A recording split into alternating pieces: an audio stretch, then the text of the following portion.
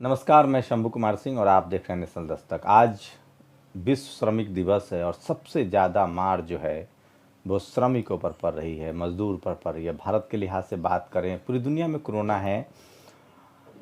बड़ी खबरें बता दे रहा हूँ कि रूस के प्रधानमंत्री कोरोना पॉजिटिव पाए गए हैं। अमेरिका के राष्ट्रपति ट्रंप, वैसे वो उनके बातें विश्वसनीय नहीं है। उन्होंने कहा है कि उनके पास सबूत है कि कोरोना जो है वो चीन के लैब में बना है। पाकिस्तान के स्पीकर जो हैं, लोकसभा स्पीकर, उनको कोरोना हो गया है। और दूसरी बड़ी बात है कि दुनिया भर में मज़दूरों के लिए, श्रमिकों के लिए सरकार इंतजाम कर रही है। भारत एकमात्र देश है जहां करोड़ों लोग 40 दिन होने वाले हैं लॉकडाउन के, उसके बाद भी बाट जोड़ रहे हैं कि उनके पास वो घर कैसे पहुंचेंगे। और एक झटके में लगभग 7 लाख भारतीयों की नौकरी जाने वाली है, और वो भी बीजेपी के एक गलत सांसद के गलत काम से 7 लाख लोगों की, भारतीय की नौकरी जाएगी। साथ ही किस तरह से देश भर में रमज़ान के महीने में अजान को लेकर जो जातिवादी, मनुवादी और धार्मिक कट्टर लोग हैं वो हिंसा फैला रहे हैं। नांदेड़ से जो जो एक जत्था आया था उसमें 300 लोग, 1,500 के करीब लोग थे, 1,300, जिसमें 300 लोगों के टेस्ट में ही 67 लोग कोरोना पॉजिटिव पाए गए हैं। ये सब इन लोग की गलती नहीं है। इन लोगों को नहीं पता था, जैसे तबलीगियों को नहीं पता था, जैसे सिख समुदाय के लोगों को नहीं पता था कि वो दर्शन करने जा रहे हैं और एकाएक सरकार लॉकडाउन कर देगी। इसमें कहीं ना कहीं जो फैसले लेने में जिस तरह की जल्दबाजी की गई थी, प्रधानमंत्री आते हैं, उन्होंने मौका ही नहीं दिया किसी को। आज जो भयावह संकट उत्पन्न हो गया है 40 दिन बाद, मजदूरों को, मजबूरों को, भूखे लोगों को, जो तीर्थस्थल पर थे, चाहे वो किसी भी संप्रदाय के हों, इन्होंने किसी को मौका नहीं दिया। ये 22 तारीख को आते हैं, 22 फरवरी को, और ये जनता कर्फ्यू करते हैं। उसके 24 को ये कहते हैं 8 बजे रात में राष्ट्र को संबोधित करेंगे, और कहते हैं कल से 25 फरवरी से रात के 12 बजे से लॉकडाउन। किसी को मौका ही नहीं दिया साहब, और उसका नतीजा ये हुआ कि जो जहां था वहीं के वहीं फंसा हुआ रह गया।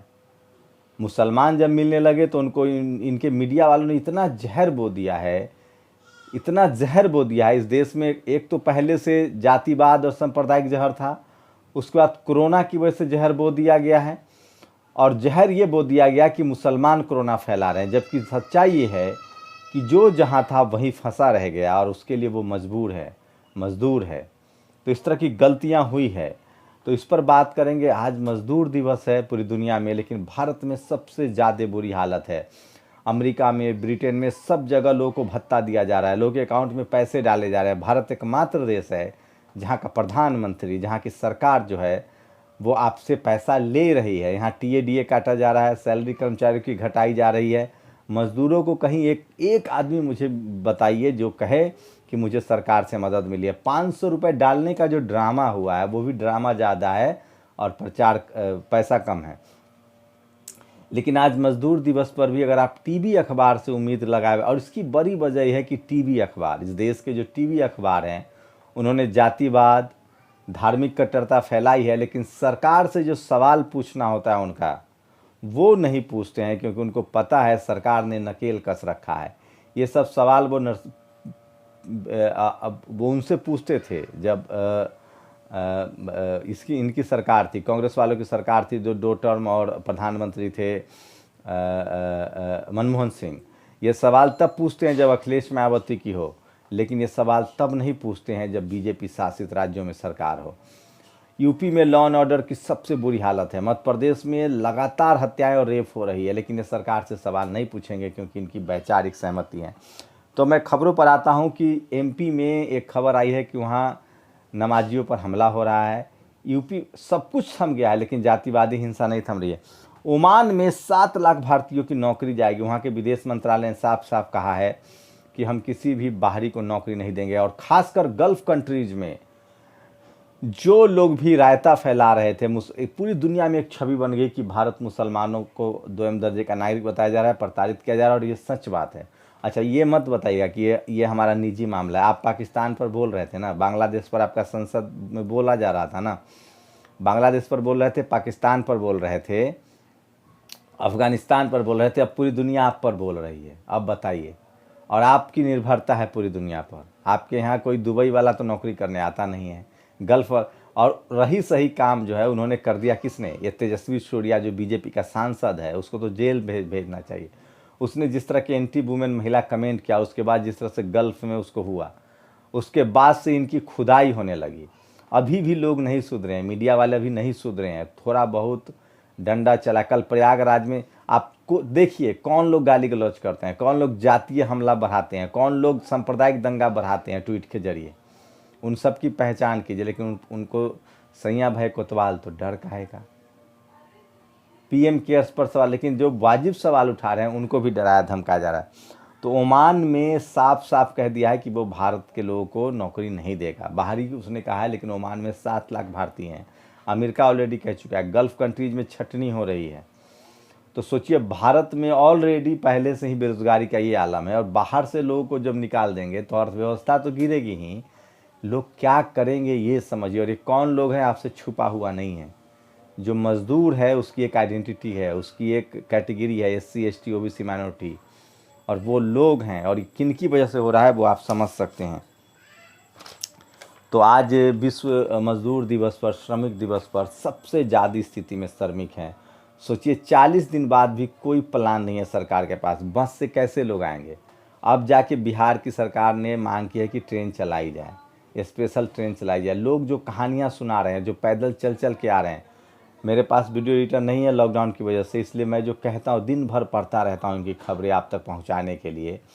1-1 हज़ार किलोमीटर, 1500-1500 किलोमीटर लोग पैदल चल रहे हैं। लोग घर पहुंचना चाहते हैं। घर पहुंचने पर भी उनके साथ वही सब सुलूक किया जा रहा है। कोई क्वारंटाइन का व्यवस्था नहीं है, कोई सोशल डिस्टेंसिंग का व्यवस्था नहीं। उसके बाद उनकी मुश्किलें लगातार बढ़ती जा रही है। तो ये स्थिति है। आज विश्व श्रमिक दिवस पर भारत में श्रमिकों की हालत बहुत ख़राब है, लेकिन यहाँ सब कुछ थम गया है कोरोना में। मजदूरों की हालत ख़राब है, श्रमिकों की हालत ख़राब है, लेकिन जो नहीं थमा है वो है जातीय हिंसा, सांप्रदायिक हिंसा।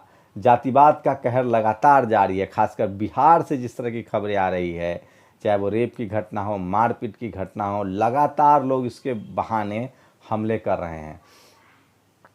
तो ये बहुत ही शर्मनाक है, दर्दनाक है। लेकिन यह जो कैरेक्टर है जाति, कोरोना के बाद भी जातिवाद का कैरेक्टर लोगों का नहीं बदल रहा है। कोरोना के बाद भी सांप्रदायिक दंगे का कैरेक्टर नहीं बदल रहा है। मुसलमानों को अब अछूत बना दिया गया है, जैसे शेड्यूल कास्ट, शेड्यूल ट्राइब को बना दिया गया था। पिछड़े समाज के लोगों को सबसे ज़्यादा मार झेलनी पड़ेगी, क्योंकि वो छोटे किसान थे, मजदूर थे, वही देश भर में दूसरे जगह जाके काम कर रहे थे। उनकी रोजी रोटी के लिए सरकार के पास कोई प्रबंध नहीं है, सरकार के पास कोई अपना इंतजाम नहीं है, कोई रोड मैप नहीं है। लॉकडाउन जो है वो 3 मई तक लास्ट डेट है, लेकिन कोरोना का जो फैलाव है वो बढ़ता जा रहा है। 33,000 से ज़्यादा लोग कोरोना पॉजिटिव हो गए हैं, 1,000 से ज़्यादा लोगों की मौत हुई है। लेकिन आप समझिए कि जब ये लॉकडाउन खुलेगा तो क्या स्थिति होगी। सरकार अब तक लोगों के घरों में कोई भी फैसिलिटी नहीं पहुंचा पाई है। और अब जो साफ साफ हो रहा है कि क्या लॉकडाउन की वजह से समस्याएं बढ़ गई हैं। लॉकडाउन अगर प्लान करके किया जाता तो ज़्यादा बेहतर होता है। अब जो इन्होंने 40 दिन का लॉकडाउन किया, जैसे ही लॉकडाउन खोलेंगे लोग एक दूसरे जगह भागना शुरू कर देंगे, क्योंकि उनके पास खाना पहुंच नहीं रहा है, उनके पास रहने का इंतज़ाम नहीं है।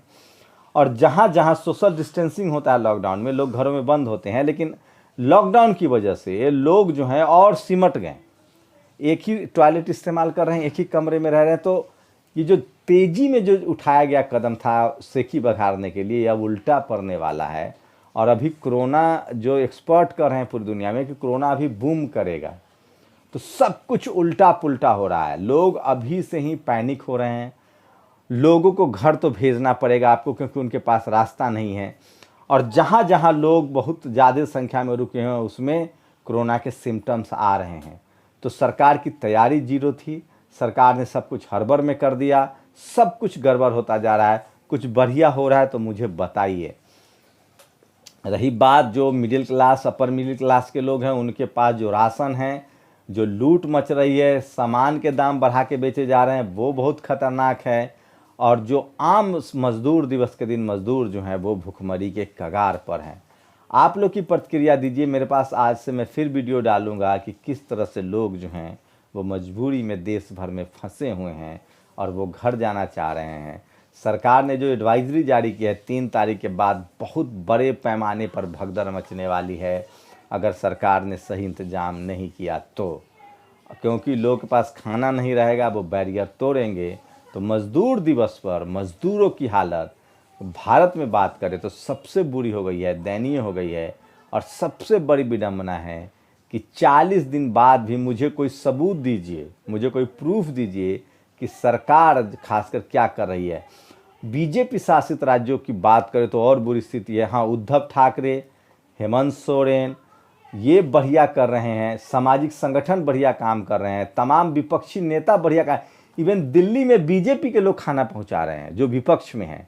लेकिन सत्ता पक्ष की ज़्यादातर राज्यों में जो सत्ता पक्ष है वो बीजेपी में है, केंद्र सरकार बीजेपी में है। प्रधानमंत्री क्या बोलेंगे मुझे नहीं पता, लेकिन आज श्रमिक दिवस पर है और भारत में लगातार श्रमिकों की हालत ख़राब है। और जातिवाद और धार्मिक कट्टरता, मुसलमानों के साथ भेदभाव, उनके साथ दुर्व्यवहार, देश भर से वीडियोज आ रहे हैं। वो यूट्यूब चैनल के गाइडलाइंस की वजह से वो वीडियो मैं नहीं दिखा पाता हूँ, चाहे वो फल वाला हो, सब्जी वाला हो, उनको मारा जा रहा है, पीटा जा रहा है। और इसमें तो मतलब ये कौन लोग हैं इसकी पहचान आसान है, ये जातिवादी, मनुवादी और ब्राह्मणवादी लोग हैं। और आज हाशिए पर है मज़दूर। तो इसलिए मैं कह रहा हूँ कि सरकार ने जल्दबाजी में बहुत अव्यवस्था कर दी है और इस पर कोई सवाल पूछने के लिए तैयार नहीं है। बस एक ही चीज़ चल रहा है, लूट लूट लूट, पीएम केयर्स के नाम पर लूट, आरबीआई से लूट और दोस्तों को फ़ायदा पहुंचाया जा रहा है। सोचिए कि जो बड़े बड़े डिफ़ॉल्टर हैं उनका राइट ऑफ किया जा रहा है लोन। अभी बताइए क्या ज़रूरत थी करने की, आप बाद में करते। आज सुप्रीम कोर्ट से आरक्षण के खिलाफ फैसले आ रहे हैं, जबकि सुप्रीम कोर्ट ने कहा था कि बहुत अर्जेंट इशू पर। सुप्रीम कोर्ट के लिए पता है क्या अर्जेंट है अभी लॉकडाउन में? आरक्षण अर्जेंट है, उनके लिए अर्नब गोस्वामी का अपील अर्जेंट है, ये सुप्रीम कोर्ट के लिए अर्जेंट है। मज़दूरों की सुनवाई अर्जेंट नहीं है।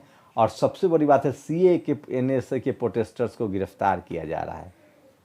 किसी ने, जोगेंद्र यादव ने कहा है कि ये दिल्ली दंगे की जांच नहीं हो रही है, ये जांच की कॉन्स्पिरेसी हो रही है, साजिश हो रही है। आप लोग की क्या प्रतिक्रिया? आप लोग की प्रतिक्रिया ज़रूर है। मैं फिर कह रहा हूँ, दुनिया भर के मज़दूरों एक हो और भारत के बहुजन मज़दूरों एक हो, क्योंकि भारत में जो मज़दूर है वो जाति की वजह से है, पूरी दुनिया में जो मज़दूर है वो आर्थिक वजह से। इस दोनों में समझना पड़ेगा। और बाबा साहब ने इसी अंतर को समझा था और उन्होंने इस बात को रेखांकित किया है। आज डॉक्टर अम्बेडकर को आप याद न करें तो गुनाह होगा। काम का घंटा कम कराना भारत में, जब वो अंग्रेज़ों के समय लेबर मिनिस्ट्री में उन्होंने काम किया, मैटरनिटी लीव हो, यूनियन बनाने की बात हो, ये सब कुछ बाबा साहब का योगदान है। इसलिए शुक्रिया बाबा साहब, जो आपने भारतीय मज़दूरों की आवाज़ उठाई, श्रमिकों की आवाज़ उठाई, उनकी आवाज़ को सशक्त किया।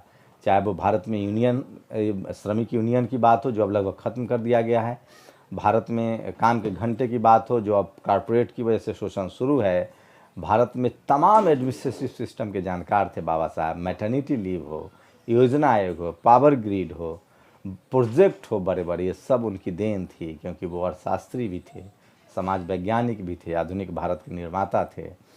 काश इस देश की सरकार, इस देश की व्यवस्था सोशलिज्म, समाजवाद पर चलती तो बाबा साहब का ये सपना पूरा होता है जिसे भुला दिया गया है। और श्रमिक दिवस पर दुनिया में जो मज़दूर हैं उनके लिए तो हक हकूक़ के लिए काम हो रहा है, लेकिन भारत में जो मज़दूर हैं उनको जाति की वजह से लगातार मज़दूर बनाया जा रहा है। चाहे वो सफाई कर्मचारी हो, चाहे सब्जी वाला हो, ठेले वाला हो, रिक्शा वाला हो, पूरी दुनिया में उनकी ज़िंदगी बेहतर हुई है।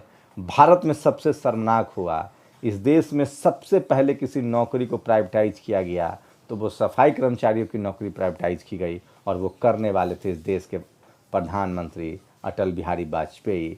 सफाई कर्मचारी का बेटा पीढ़ी दर पीढ़ी सफाई कर्मचारी बना रहे, ये बड़ी साजिश थी। और उसी के बाद प्राइवेटाइजेशन ने जोर पकड़ा। आज अगर सरकारी अस्पताल नहीं होते, सरकारी कर्मचारी नहीं होते तो सोचिए क्या होता। और आज आरक्षण की वजह से जो लोग हैं, आप अस्पताल में देखिए जाके कि कौन लोग दिन रात मेहनत कर रहे हैं। इसलिए मैं कहता हूँ आरक्षण भागीदारी का सवाल है, देश को मजबूत बनाने का सवाल है।